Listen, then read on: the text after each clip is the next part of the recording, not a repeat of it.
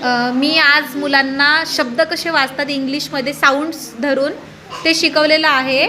तर पालकांनासुद्धा माहीत असलं पाहिजे, म्हणजे तुम्ही घरी प्रॅक्टिस घेऊ शकता त्यानुसार.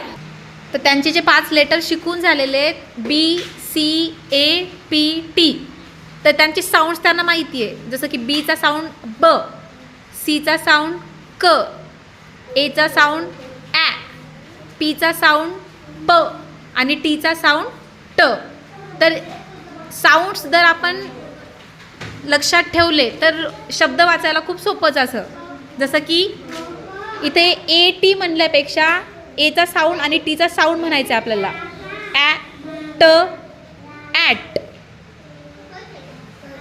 आता ॲट जिथे जिथे आहे तर स्टार्टिंगला फक्त एक साऊंड जोडायचा आहे. ब ॲट बॅट.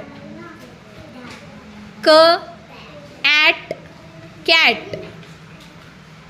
प ॲट पॅट. त्यानंतर साऊंड्स धरून तिन्ही साऊंड जर वेगवेगळे असले, त्यांना एकदम ॲटसारखं लक्षात नाही आलं तर एक एक साऊंडसुद्धा घेऊ शकतो आपण. क ॲ प कॅप. ट ॲ प टॅप. ट ॲ ब टॅब. आता हेच साऊंड्स मुलं बोटावर सुद्धा सोप्या पद्धतीने म्हणू शकतात. आता बोटावर जर करायचं असेल तर सगळ्यात आधी आपल्याला काय करायचे, मेन 3 बोटं जे आहेत डाव्या हाताचे ते घ्यायचे आहेत आणि उजव्या हाताचं इंडेक्स फिंगर म्हणजे पहिलं बोट घ्यायचं आहे.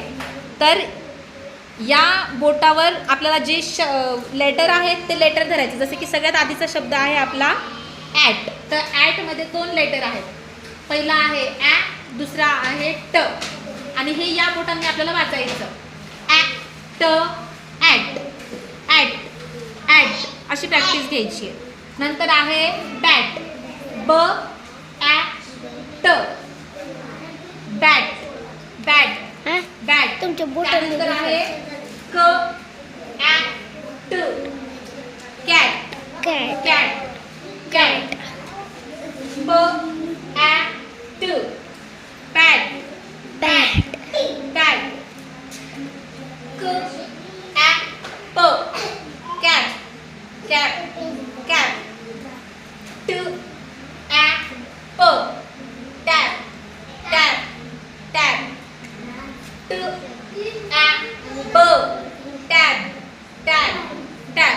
आणि या पद्धतीने जर तुम्ही मुलांचं घरी वाचन घेतलं तर त्यांचा अजून सराव होईल व त्यांचं वाचन पण इंग्रजीमध्ये खूप लवकर इम्प्रूव्ह होऊ शकतं.